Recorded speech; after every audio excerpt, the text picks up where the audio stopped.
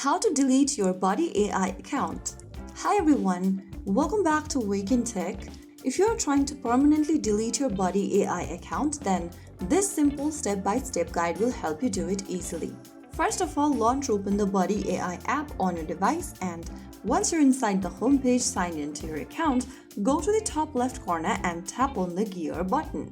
Now enter your birth year below as a parent in order to open up this settings menu. From the general tab that appears on the screen, go ahead and tap on account from the top.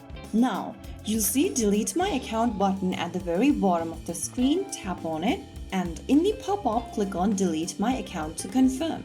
Remember that all of your progress, profile info and settings will be erased and you won't be able to recover the data once deleted. If you're sure you'd like to delete the account, click on delete my account and you are done. Your account has now been deleted. If you've purchased a Buddy subscription directly through the website, no further action is needed. If you have subscribed it with App Store or Google Play, you must manually cancel your subscription in the settings. So that's it. That is how you can easily delete the Buddy.ai account in just a couple of steps. If you found the video helpful, don't forget to like, share and subscribe to our channel. I will see you again in the next video. Stay tuned and thanks for watching.